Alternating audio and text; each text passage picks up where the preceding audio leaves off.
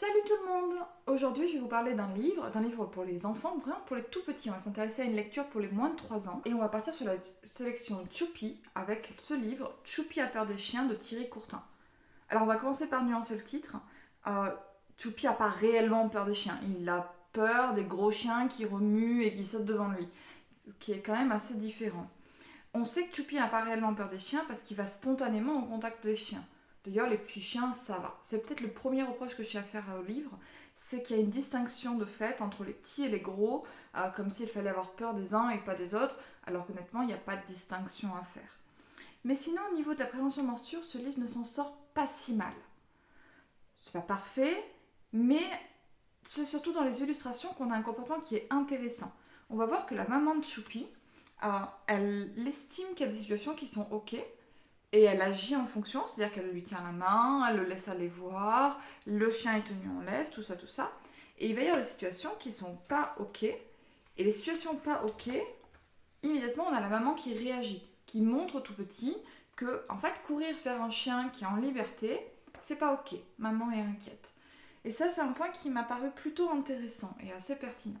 Petite précision, la maman va finir par accepter que Choupi aille voir ce chien, mais uniquement après avoir parlé au monsieur qui accompagne le chien, s'être assuré que le chien est ok avec les enfants, tout ça, tout ça.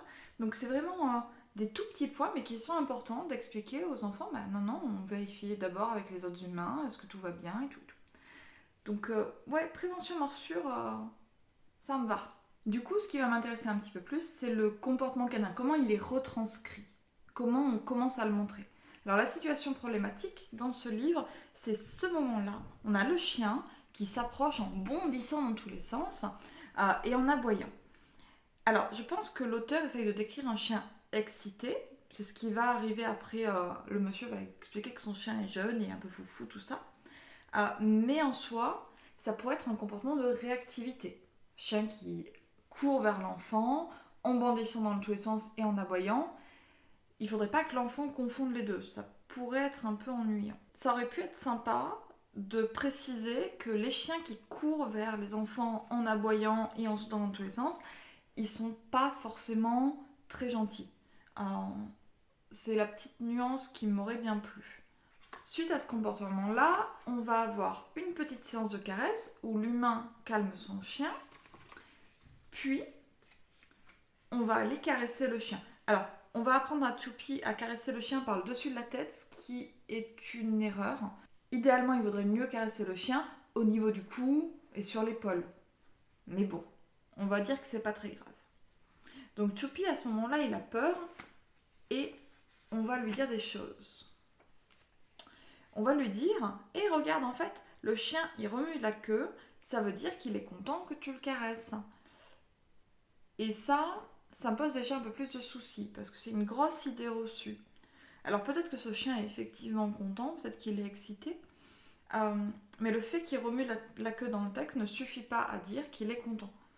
Il peut y avoir des morsures alors que le chien remue de la queue. L'un n'interdit pas l'autre. En fait, le remuage de la queue, ça veut surtout dire qu'il y a une émotion forte qui est en train de monter. Voilà. Ce qui est pas super éclairant. Ça ne nous apprend pas grand-chose. Alors, sur l'illustration, on peut voir que le chien adopte un comportement d'appel au jeu. A priori, d'appel au jeu, ça pourrait être un comportement d'étirement, mais c'est un peu plus rare avec la queue qui remue. Ce qui fait dire qu'effectivement, là, on nous montre un comportement de jeune chien foufou qui sautille dans tous les sens, qui fait des appels au jeu et qui s'éclate. Du coup, on termine l'histoire avec Choupi qui est content, qui a pas peur des chiens, comme au début, honnêtement. Le chien qui est toujours foufou, c'est pas grave. Le petit filou. Et on s'arrête là-dessus, parce qu'en fait, le livre est vraiment tout petit. Hein. On a dit c'est pour les enfants qui ont moins de 3 ans, donc ça ne peut pas durer très très longtemps. Hein. Et Choupi finit par demander si on pourrait avoir un chien comme ça à la maison, un gros chien.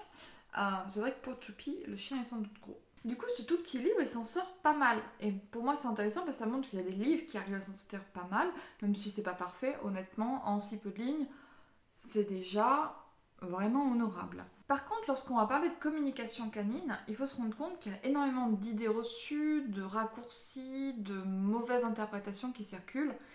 Et je pense que ça vient beaucoup de petits trucs tout bêtes comme ça. le chien il remue la queue, ah oui, bah, c'est qu'il est content, on a un premier bout d'apprentissage. Et ça va revenir dans plein de choses, on va l'apprendre. Et à force, on le sait, c'est la connaissance commune, on va dire, tout le monde le sait, le chien qui remue la queue, il est content. Alors que non, votre chien qui remue la queue, il peut être stressé, il peut être anxieux, il peut être vraiment au bord de l'agressivité, au bord de la morsure. Donc c'est beaucoup plus délicat que ça. C'est vraiment le seul petit bémol, hein. Une toute petite nuance qui serait intéressante d'expliquer. Du coup, je vous souhaite de bonnes et saines lectures. Et puis, à bientôt.